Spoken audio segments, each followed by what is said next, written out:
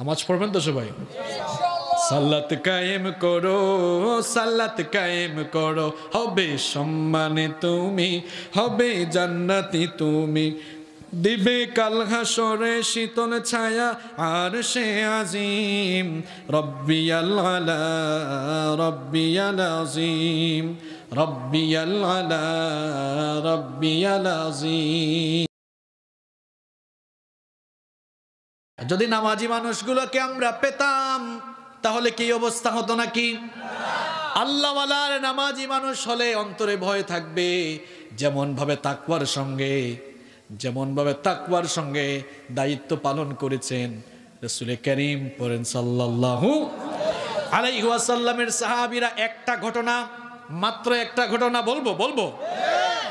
দেখেন আল্লাহওয়ালা মানুষের শাসনের নমুনা কেমন হয়। আমিরুল মুমিনিন ওমর ইবনুল খাত্তাব রাদিয়াল্লাহু আনহু গরম না নরম? কথা বলেন, গরম না নরম? কম গরম না বেশি গরম? আরে বাপরে বাপ, কথা কই পরে লাগায় আগে। ওমর ইবনুল খাত্তাব রাদিয়াল্লাহু আনহু তিনি কি বাংলাদেশের মতো এরকম ছোটখাটো দেশের প্রেসিডেন্ট? তাহলে আরে বাপরে বাপ, কি স্মার্ট মানুষ আপনারা, সব জানেন। অর্ধ পৃথিবী শাসন করেছেন। তার শাসন আমলে একদিন তিনি রাতের বেলা ঘরের ভেতরে মোমবাতি জ্বালিয়ে কাজ করছেন। কি জ্বালায়া? তখন কি এরকম ইলেকট্রিক লাইট ছিল নাকি? মোমবাতির আলো জ্বালিয়ে কাজ করছেন। এমন সময় তার কিছু রিলেটিভ, তার কিছু আত্মীয় স্বজন দেখা সাক্ষাতের জন্য আসলেন। দরজায় এসে নক করলেন। তিনি বললেন, এই থামো। দরজায় আটকিয়ে দিলেন। দরজায় আটকিয়ে দিয়ে তার সামনে থাকা মোমবাতির আলো ফু দিয়ে নিভিয়ে দিলেন। নতুন আরেকটি মোমবাতি নিয়ে সেই মোমবাতিতে আগুন জ্বালালেন। এরা দরজায় দাঁড়িয়ে দৃশ্য দেখছিল আর মনে মনে অবাক হচ্ছিল। এরপরে আমিরুল মুমিনিন ওমর রাদিয়াল্লাহু আনহু মোমবাতি জ্বালিয়ে এদেরকে ভেতরে ঢাকলেন। ভেতরে ঢুকেই কৌতূহল চেপে রাখতে না পেরে জিজ্ঞেস করলো, আমিরুল মুমিনিন, আপনার সামনেই তো মোমবাতি জ্বালানো ছিল, কেন সেটি নিভিয়ে দিয়ে নতুন আরেকটি মোমবাতি আপনি জ্বালালেন? তিনি তখন বললেন, তোমরা আসার আগে রাষ্ট্রের টাকায় কেনা মোমবাতির আগুন জ্বালিয়ে রাষ্ট্রের গুরুত্বপূর্ণ কাজ করছিলাম। তোমরা তো আমার আত্মীয় স্বজন, হয়তো ব্যক্তিগত কথা বলার জন্য এসেছো। চিন্তা করলাম রাষ্ট্রের টাকায়, জনগণের টাকায় কেনা মোমবাতির আগুন জ্বালিয়ে তোমাদের সঙ্গে ব্যক্তিগত কথা বললে জনগণের হক নষ্ট হবে, রাষ্ট্রের আমানতের খেয়ানত হবে, আল্লাহর কাছে জবাব দেওয়া লাগবে।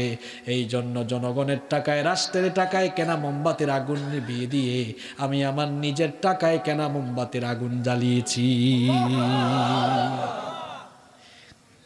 এটা হচ্ছে আল্লাহওয়ালা শাসকদের শাসনের নমুনা, দৃষ্টান্ত। এই রকম ইসলামী গুণে গুণান্বিত, কোরআন সুন্নাহর গুণে গুণান্বিত মানুষ যদি আমরা সব জায়গায় পেতাম তাহলে আমাদের কপাল খুলে যেত। আসমান জমিন থেকে বরকতের বাড়িধারা খুলে দিতেন কে? এমন যদি হতো আমাদের শাসক হতো ওমরেরই মতো, হতো আবু বকরের মতো। চান কি চান না? এমন যদি হতো আমাদের শাসক হতো ওমরেরই মতো, হতো আবু বকরের মতো। জনগণের খোঁজ খবর নিত রাত দুপুরে, ঘুরে ঘুরে দেখতো কি কেউ আছে অনাহারে। আমার দেশের মা বোনেরা বঞ্চিত হতো না, কৃষক শ্রমিক কেউ আর বঞ্চিত হতো না। ধনী গরিব ভালোবাসার জীবন ফিরে পেত, যদি আমাদের শাসক হতো ওমরেরই মতো, হতো আবু বকরের মতো। ঠিক না? এরকম চাই কি চাই না? এরকম চাইলে নিজেরা নামাজি হওয়া লাগবে, নামাজি মানুষদেরকেই আমাদের নেতা বানানো লাগবে। সবাই বললেন না কেন? নাকি এলাকায় সুদখুর ঘুষ খুঁটবে নামাজিদের পেছনে হাঁটনেওয়ালাও আছে? আছে না নাই? আপনারাই বলছেন আছে, আমার কোনো দোষ। খবরদার, কোন বেনামাজি, সুদখোর, ঘুষখোর, কোরআন বিরোধীদের পেছনে হাঁটা যাবে না, নইলে সেও জাহান্নামে গিয়ে আযাব পাবে, আপনিও তার সাথে যাবেন। এরপরে দুই গ্রুপ আবার জাহান্নামে দেখা সাক্ষাৎ করবে।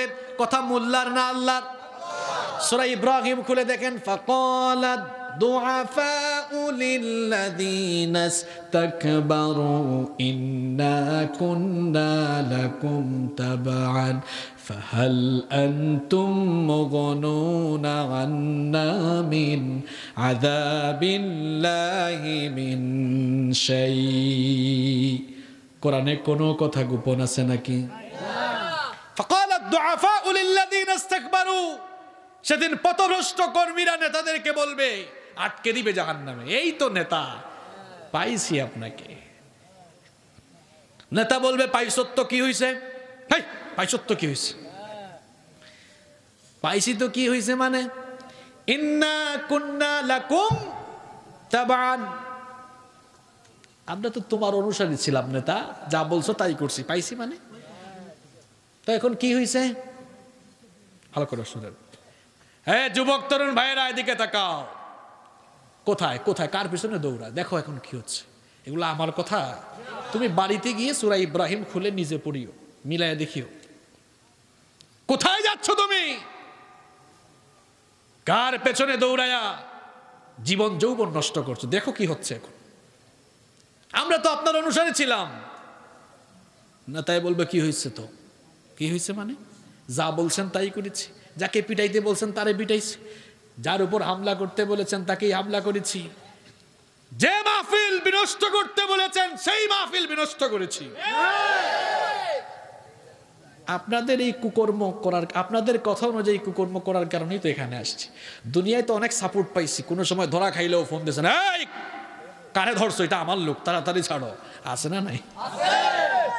কোর্টে গেলেও জামিনে বের করে আনছেন। ফাহাল আনতুম মুগনুনা আন্না মিন আযাবিল্লাহি মিন শাই। আজ কি এখানে কোনো কিছু করে বাঁচাইতে পারবে? প্রশ্ন করেছে, ইন্টারোগেটিভ সেন্টেন্স, প্রশ্নবোধক বাক্য, তাই না? ফাহাল আনতুম মুগনুনা আন্না মিন আযাবিল্লাহি মিন শাই। আজ আল্লাহর আযাব থেকে বাঁচাতে পারবেন নাকি? বলেন তো, নেতাদের স্বভাব কি? সুযোগ পাইলেই না, সুযোগ পাইলেই, বুঝেন নাই? বক্তব্য সুযোগ পাইলেই ওইখানে বলবে, বস বেটা কথা শোন, বক্তব্য দিবে। এবার সে কি বলবে শুনেন, ক্বালু লাউ হাদানাল্লাহু লাহাদাইনাকুম। কোনো কথা গোপন নাই রে ভাই। সে বলবে, লাউ হাদানাল্লাহু লাহাদাইনাকুম, আল্লাহ যদি আমাদেরকে হেদায়েত দিতেন তোদেরকে আমরাও হেদায়েত দিতাম। বেটা আমাদের কপালে হেদায়েত ছিল না, এই জন্য তোদেরকেও আমরা হেদায়েতের দিকে ডাকতে পারি নাই। কোন জায়গায় কারবার ঘটাইছে দেখছেন? তখন কর্মীরা বলবে, তো এখন কি হবে? নেতারা তখন বলবে, কি হবে এটা কি জানো না? আজ লাফালাফি চিৎকার করেও লাভ হবে না। সাওয়াউন আলাইনা আজাজি'না আম সাবারনা মা লানা মিন মাহিস। আল্লাহ তাআলা তখন কর্মীরা বলবে, সরি নেতারা বলবে, আজ তোমরা ধৈর্য ধরো আর না ধরো, আজকে নেতা কর্মীর আযাব সাওয়া। সাওয়া, সাওয়া মানে কি? সমান সমান। সাওয়া মানে কর্মীরা আবার হরতাল থাকবে, হরতাল থাকবে, মানববন্ধন শুরু হবে। না না না না না, এটা আমরা মানি। আল্লাহ বলবেন হাসরের মাঠে আবার এরকম হরতাল মানববন্ধন লাগায় কারা? মানি না মানি না, মানবো না বলে কারা? এরা বলবে আল্লাহ আমরা আমরা। আল্লাহ বলবেন কি মানো না? তখন এরা বলবে এই যে নেতা কর্মী সমান সমান আযাব, এটা আমরা মানি, কারণ এদের হুকুমের কারণেই তো আমরা এমন কাজ করেছি। আল্লাহ বলবেন তো তোমরা আমার কাছে কিছু চাও নাকি? কর্মীরা বলবে অবশ্যই আমরা আপনার কাছে দুইটা জিনিস চাই। জোরে কন, কয়টা? আরো জোরে, কয়টা? আল্লাহ বলবেন ঠিক আছে বলে ফেলো। এবার এক নাম্বার দাবি শুনেন, যুবক ভাইরা শুনেন, এবার বলবে আল্লাহ, এক নাম্বার দাবি হলো ক্বালু ইন্না আতা'না সাদাতানা ওয়া কুবারা'না ফাআদাল্লুনা সাবিলা। আল্লাহ, এরা এই যে এরা আমাদের নেতা ছিল, লিডার ছিল। ইন্না আতা'না সাদাতানা, আমরা আমাদের এই নেতাদের অনুসারী ছিলাম, ওয়া কুবারা'না, আমাদের লিডারদের। ফাআদাল্লুনা সাবিলা, এরাই আমাদেরকে পথভ্রষ্ট করেছে। আল্লাহ বলবেন তোমরা বলা লাগবে না, এটা তো আমি জানি, চাওটা কি, দাবিটা কি? এবার দাবি শুরু হচ্ছে, শুনেন। তারা বলবে আল্লাহ দাবিটা হলো, এরা বলতেছে আজ নাকি নেতা কর্মীরা যাব সমান সমান, এটা আমরা মানতে পারি না, মানবো না। তারা দাবি করবে রব্বানা আতিহিম দি'ফাইনি মিনাল আযাবি ওয়াল আনহুম লা'নান কাবীরা। ওগো আল্লাহ, আজ আমাদেরকে জাহান্নামে শাস্তি দিতে যাও, কিন্তু দাবি হলো আমাদের নেতাগুলোকে আমাদের চেয়ে ডবল দাও। নেতাগিরি ছুটবে এবার। আল্লাহ আমাদের চেয়ে কি দাও? হুজুর ঠিক বলছি তো? দি'ফাইনি মিনাল আযাব, আল্লাহ ডবল দাও। কয় নাম্বার দাবি? আরো জুড়ে, আরো জুড়ে। বাকি আছে, এই বাকি কোনটা? বাকি আছে।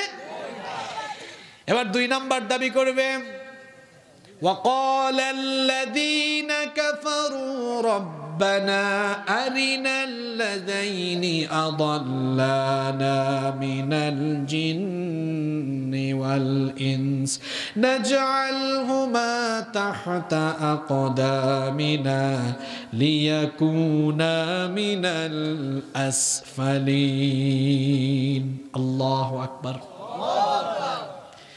তারা বলবে আল্লাহ, জিন আর মানুষদের মধ্যে যারা আমাদেরকে বিভ্রান্ত করেছিল এদেরকে দেখাও, সামনে দাও। আজকে দুনিয়ায় বহু নেতাগিরি এরা করেছে, আজ সামনে দাও। নাজআলহুমা তাহতা আকদামিনা লিয়াকুনা মিনাল আসফালিন, এই নেতার গোষ্ঠীর বুকের উপরে পাড়া দিয়ে এদেরকে পদদলিত, দলিত, মথিত করে আজ আমরা জাহান্নামে যেতে চাই। আল্লাহু আকবার।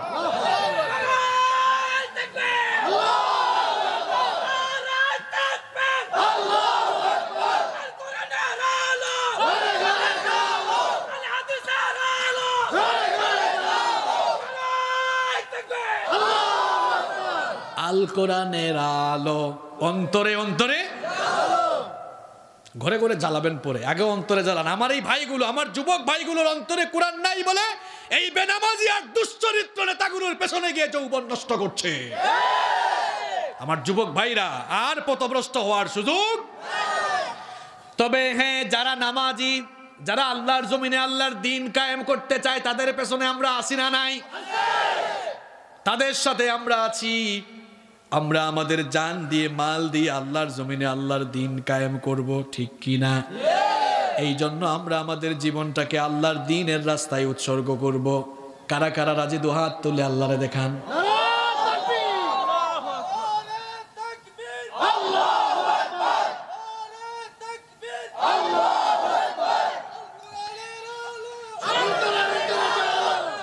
আবারও ভুল করছে, হাত নামান।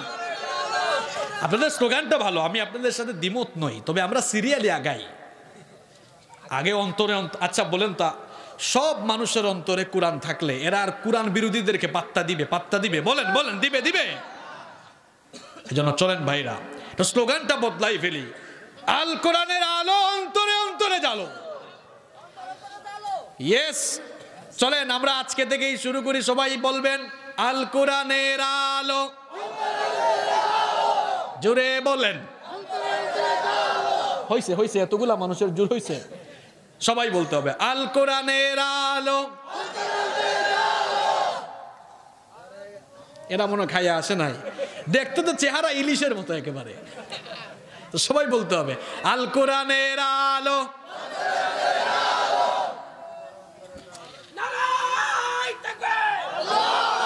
আমার ভাইরা, আল্লাহ কবুল করুক, আল্লাহ কবুল করুক, আল্লাহ কবুল করুক। তাহলে যেটা বলছিলাম আমার ভাইরা, বিপদগামীদের সাথে যাওয়া যাবে।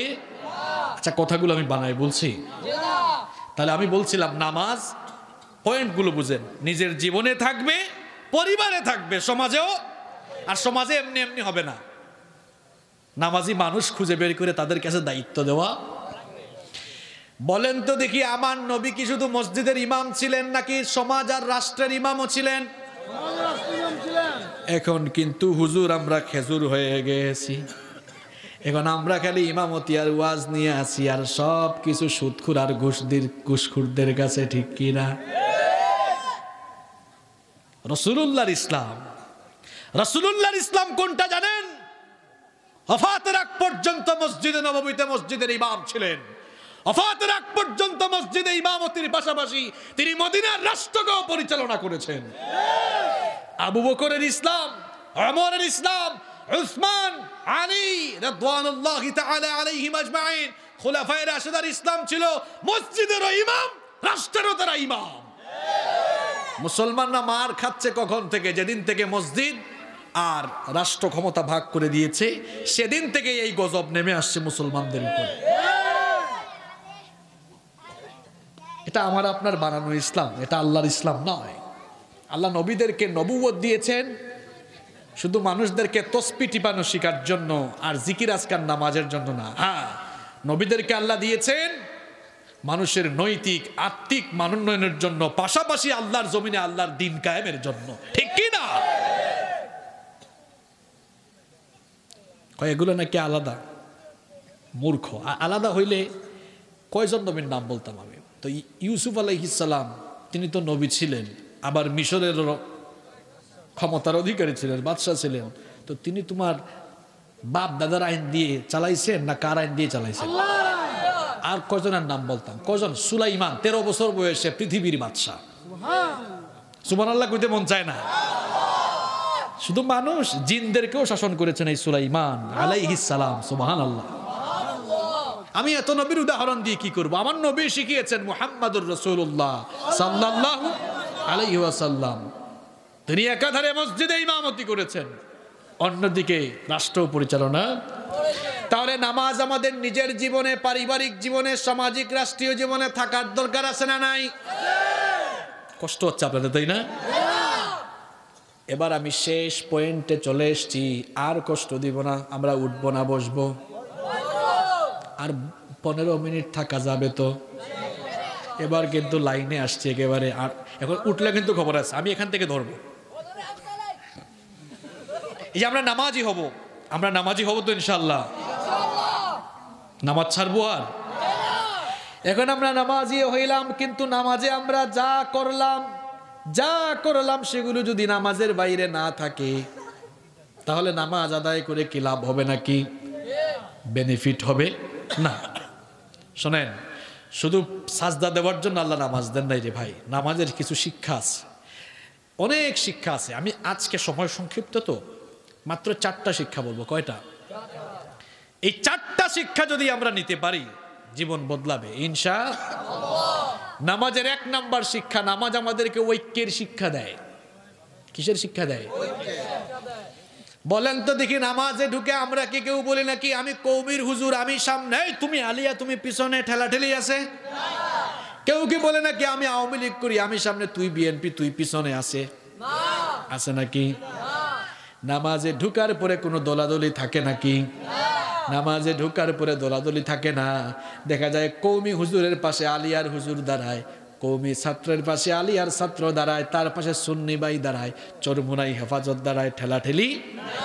কিন্তু নামাজ থেকে বের হলে ঠেলাঠেলি কম না বেশি? কম না বেশি?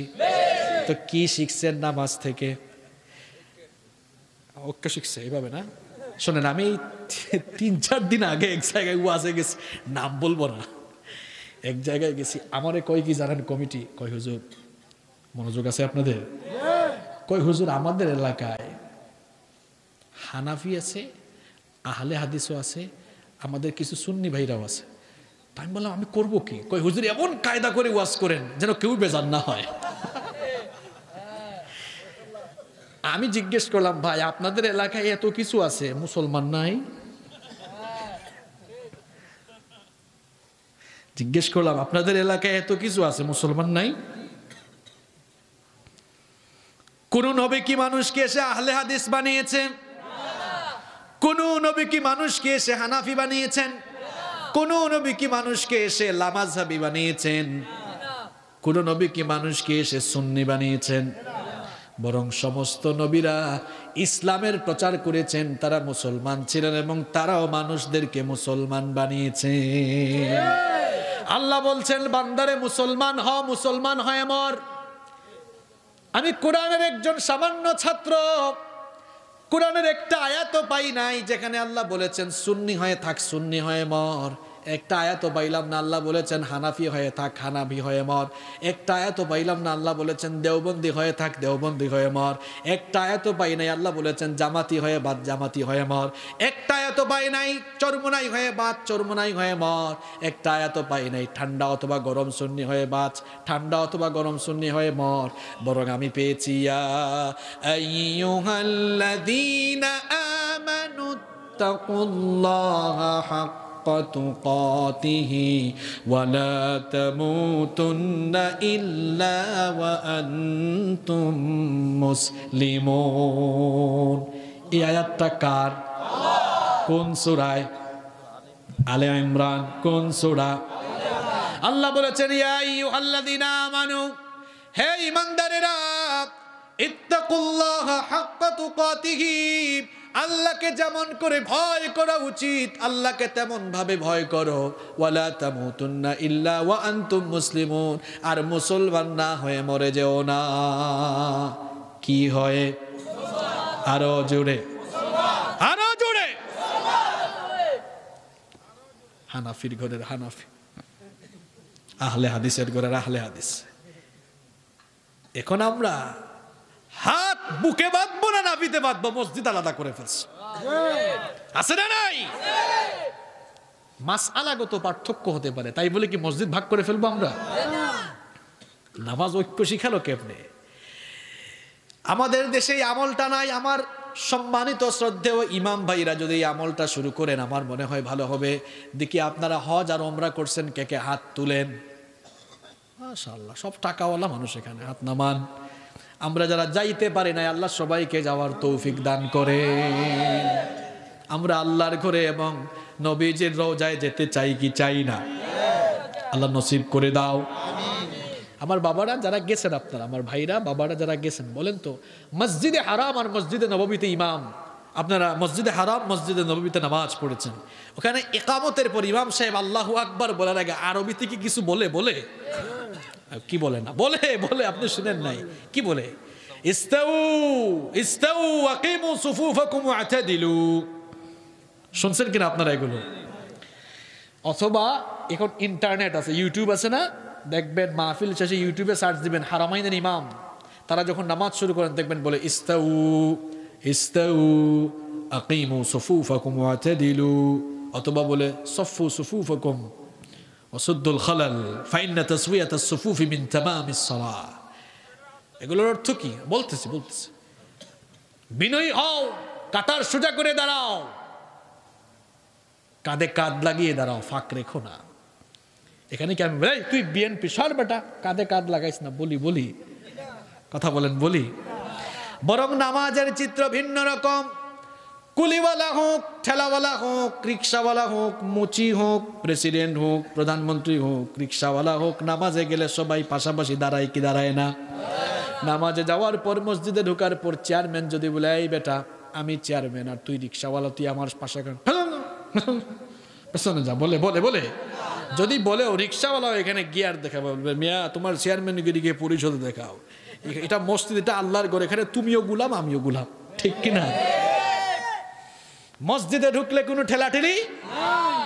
এই জন্য মহাকবি কবি সম্রাট আল্লামা ইকবাল তিনি তার কবিতায় বড় চমৎকার করে লিখেছেন, এক হি সাফ মে খড়ে হোগে মাহমুদ ও আয়াজ, এক হি সাফ মে খড়ে হোগে মাহমুদ ও আয়াজ, না কোই বান্দা রহা না কোই বান্দা নওয়াজ। নামাজে আসার পর সম্রাট মাহমুদ আর তার চাকর আয়াজ যখন একই কাতারে পাশাপাশি কাছাকাছি দাঁড়িয়ে যায়, তখন সম্রাট আর সম্রাটের ভূমিকায় থাকে না, চাকর আর চাকরের মতো থাকে না, তখন সম্রাট আর চাকর দুজনেই আল্লাহর গোলাম হয়ে যায়। সব কার গোলাম? বলেন ভাইরা, আমরা যদি নামাজের এই শিক্ষাটা নামাজের বাইরে রাখতে পারতাম, মুসলমানরা শক্তিশালী হতো নাকি হতো না? বলেন, ঐক্যের শক্তি বেশি নাকি বিচ্ছিন্ন থাকার শক্তি বেশি? হাতের মধ্যে একটা লাঠি থাকলে ভাঙ্গা সহজ না কঠিন? শেষ, তাই না? এবার তার হাতে 1000 লাঠি দেন, গুতাগুতি হবে, কিন্তু ভাঙবে? কি বুঝলেন? কি বুঝলেন? আপনি যখন আলাদা আলাদা থাকবেন, এত আলেম ওলামা যখন এই দল ওই দল করবেন, ইসলাম বিরোধীরা যখন যাকে ধরবে মেরুদণ্ড ভেঙে দিবে।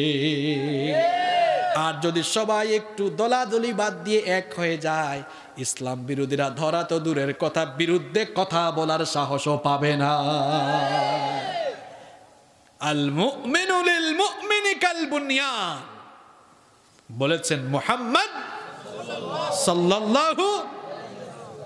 হাদিস পড়লাম, বুঝলাম আর আমল করতে পারলাম না।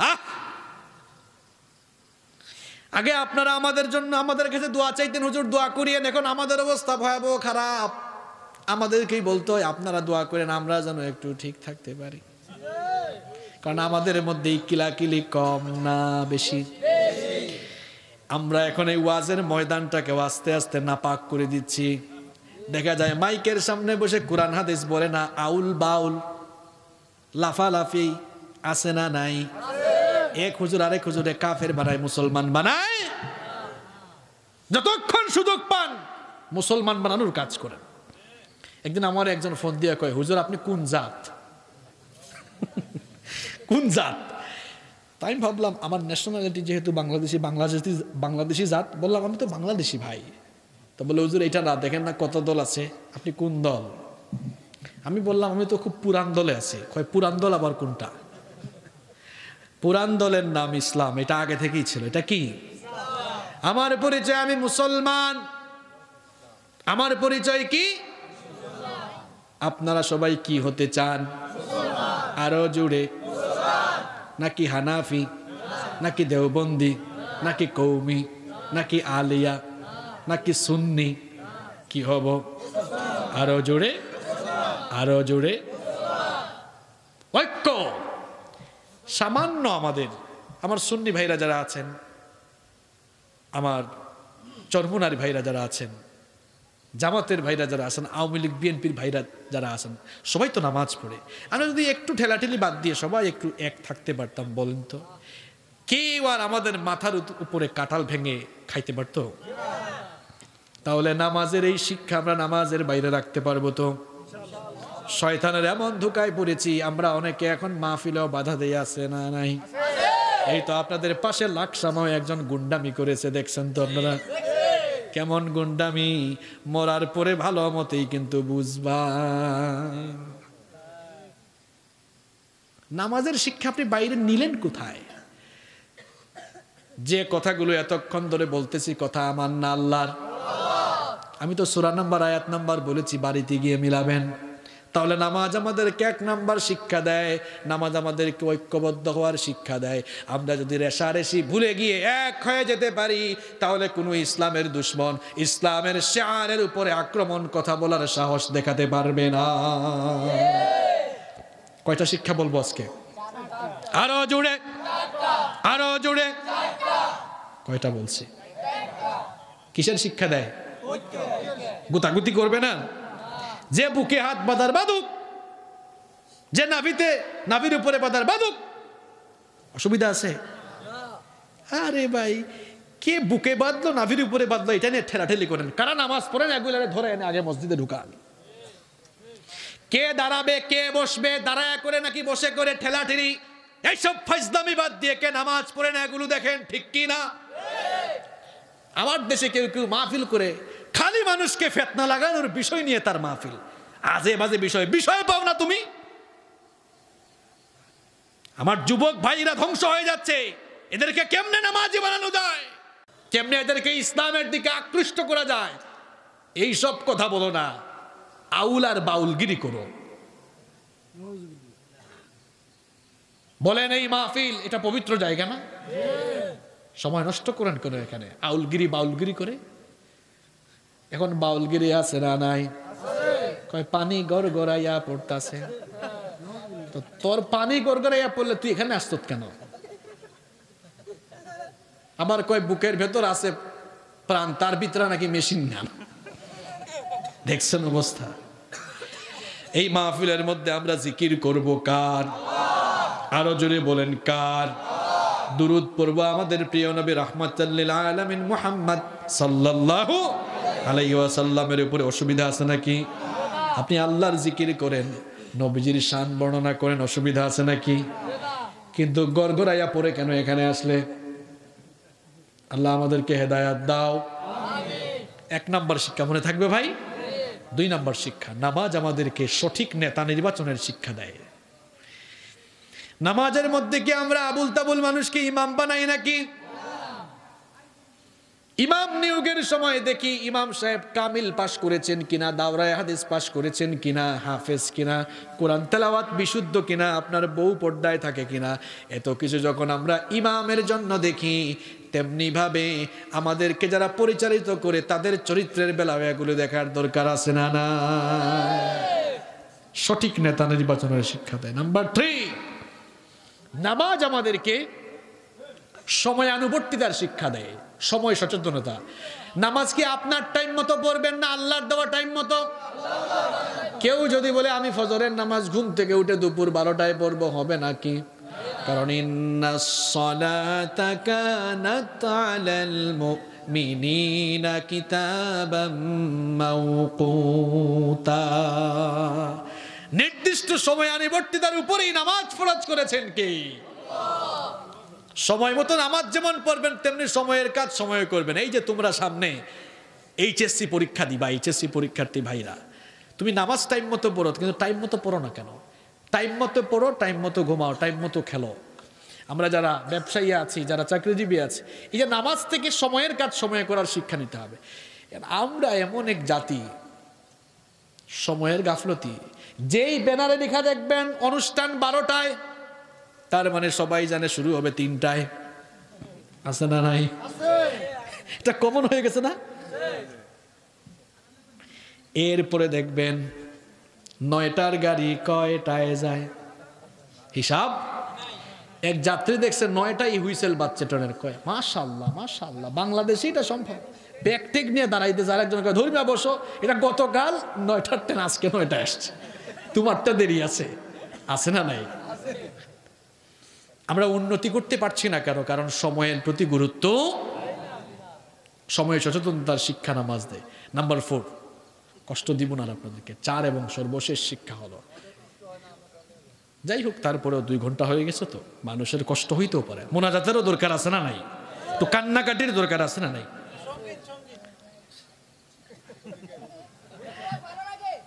মাশাআল্লাহ, আল্লাহ কবুল করেন। এই মহব্বত কার জন্য? আল্লাহ কবুল করেন। 4 নাম্বার, নামাজ আমাদেরকে কুরআন ভিত্তিক জীবন গঠনের শিক্ষা দেয়। কারণ নামাজে দাঁড়ায় যদি আপনি বলেন আন আবি হুরায়রা রাদিয়াল্লাহু আনহু قال قال রাসূলুল্লাহ সাল্লাল্লাহু আলাইহি ওয়াসাল্লাম, হাদিস পড়া শুরু করেন, নামাজ হবে না শেষ। নামাজে পড়তে হয় কোন বই থেকে? নামাজে বুখারী থেকে পড়লা হয় না, বরং আমরা শুরু করি একটা সূরা দিয়ে, সূরাতুল আলহামদুলিল্লাহি রাব্বিল আলামিন আর রহমানির রহিম মালিকি ইয়াউমিদ্দিন ইয়্যাকা না'বুদু ওয়া ইয়্যাকা নাস্তাঈন ইহদিনাস সিরাতাল মুস্তাকিম সিরাতাল লাযীনা আন'আমতা আলাইহিম গায়রিল মাগদুবি আলাইহিম ওয়ালাদ-দাল্লিন।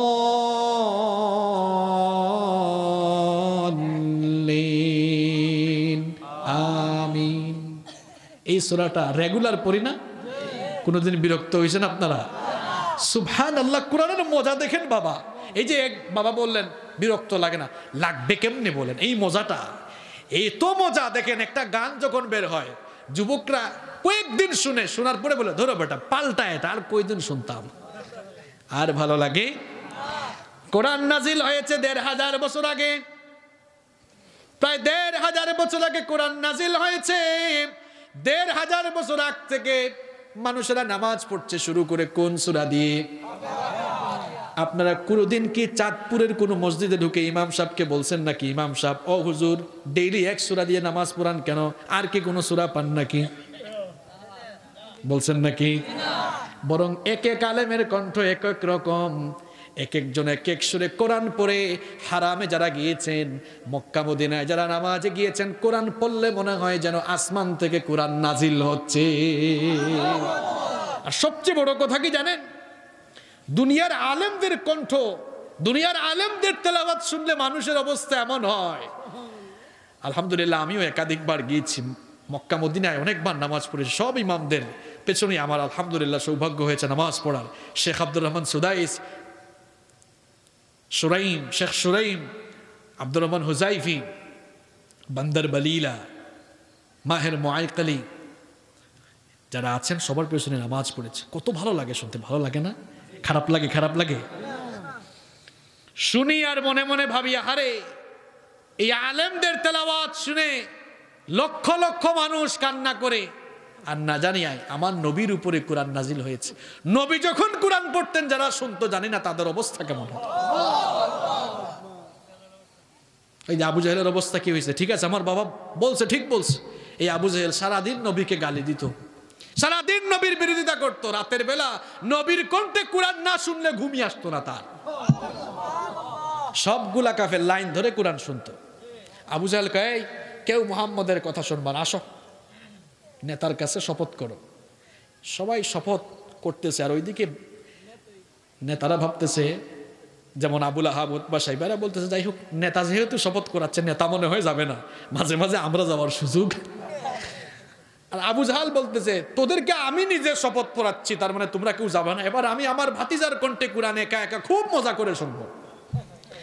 রাত যখন হয়ে গেছে, সবগুলা এবার ঘুরঘুর করে কার ঘরের পাশে?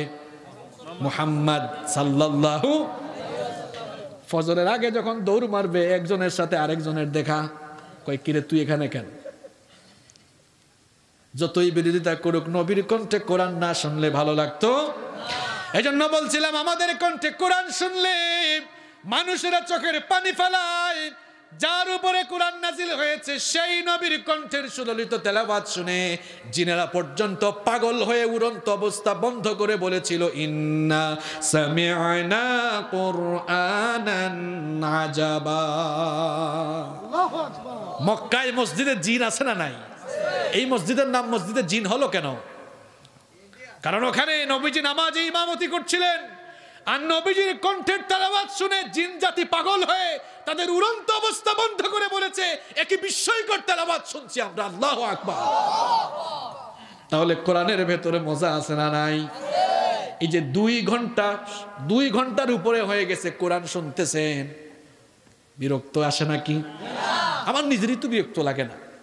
বলেন, ঢাকায় গেলে, ঢাকা থেকে গেলে আসলে চাঁদপুরে দেখবেন কিছু মানুষ 1 সপ্তাহ ঘুমায়, রেস্ট করে আসে না নাই?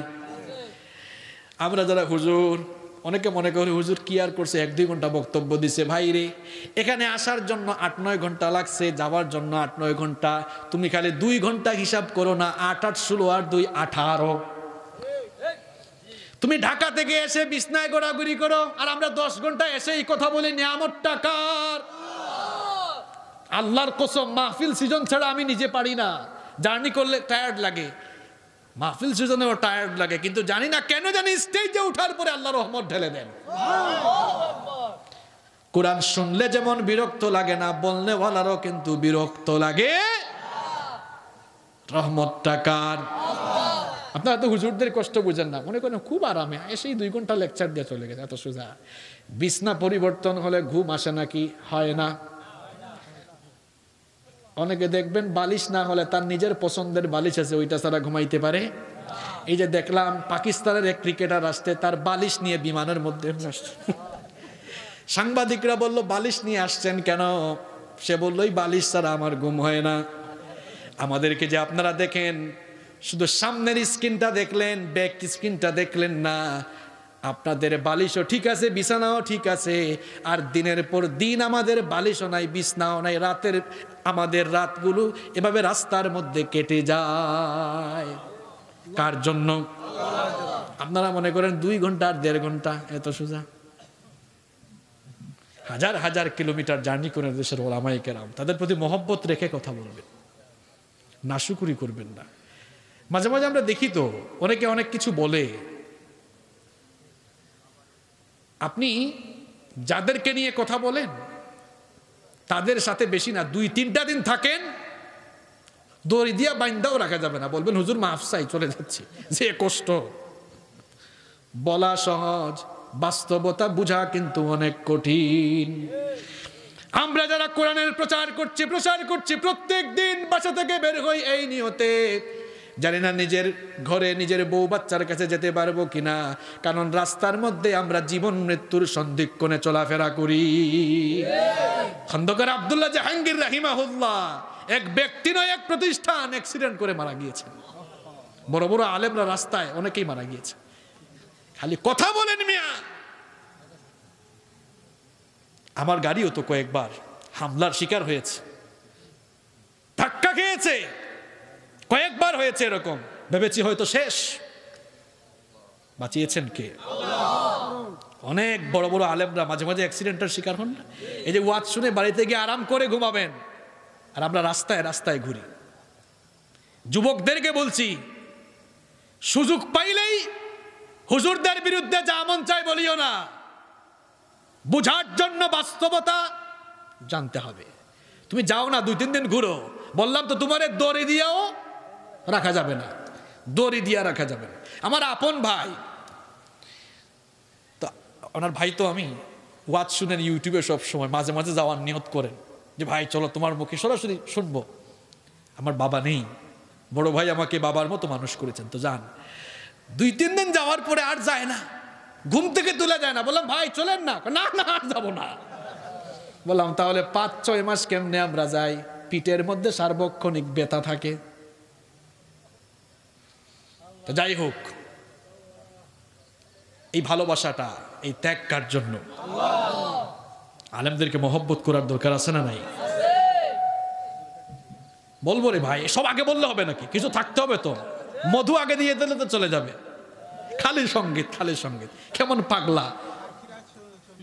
সাতক্ষীরার সঙ্গীত শুরুতেই দিয়ে দিছি। আল্লাহ কবুল করুক। এটা তো আজকে যেমনে ধরছে ছাড়বে না মনে হয়। হ্যাঁ, এই ভালোবাসা কার জন্য? আল্লাহ কবুল করুক। চাঁদপুরের মানুষ আসলে চাঁদের মতো। আপনাদের নামে কোরআনের সূরাই আছে, সূরার নাম কি বলেন না? ইয়াসিন কেমন হয়? কোন সূরা? কমর। কমর, কমর মানে চাঁদ, চন্দ্র, কমর মানে চাঁদপুরের মানুষ আপনারা। তো যাই হোক, তাহলে কয়টা শিক্ষার কথা বললাম? নামাজ আমরা ছাড়বো। যুবক ভাইরা আর নামাজ ছাড়বেন? এই 2 ঘন্টা ওয়াজ শুনেন, আর জীবনে নামাজ ছাড়বেন? শুধু নামাজ পড়বো না, সাথে সাথে নামাজের শিক্ষাগুলো সমাজে কায়েম করব।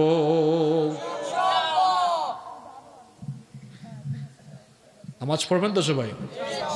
সালাত কায়েম করো, সালাত কায়েম করো, হবে সম্মানে তুমি, হবে জান্নাতি তুমি, দিবে কাল হাসরে শীতল ছায়া আরশে আজিম, রব্বিয়াল আলা রব্বিয়াল আজিম, রব্বিয়াল আলা রব্বিয়াল আজিম। নামাজ পড়বো তো আমরা? আল্লাহর ভয় যাদের অন্তরে আছে তারা নামাজ ছাড়বে। যে আল্লাহর ভয়ের কথা এখানে লিখছে, কতজনের রিকোয়েস্ট রাখতাম। একজন লিখছে, হুজুর প্লিজ এটা গায়া তারপর নামবেন। মনে হয় না গাইলে আটকে ফেলতে পারে। যাদের হৃদয়ে আছে আল্লাহর ভয়, তারা কভু পথ ভুলে যায় না। আল্লাহর প্রেম ছাড়াই দুনিয়ায় কারো কাছে কোনো কিছু চাই না, কারো কাছে কোনো কিছু চাই না। রাতের আধারে যারা সেজদাতে রয়, দু চোখের অশ্রুতে নদী যেন বয়। রাতের আধারে চোখের স্রোতে নদী যেন বয়, ছলনার হাত ছানি যত আসুক, পেছনে ফিরেও তাকায় না, পেছনে ফিরেও তাকায় না। যাদের হৃদয়ে আছে আল্লাহর ভয়, তারা কভু পথ ভুলে যায় না। আল্লাহর প্রেম ছাড়া এই দুনিয়ায় কারো কাছে কোনো কিছু চাই না, কারো কাছে কোনো কিছু চাই না। আল্লাহ কবুল করেন। যত আলোচনা হয়েছে আল্লাহ প্রথমে আমাকে, এরপর আপনাদের সবাইকে আমলের তৌফিক দান করেন।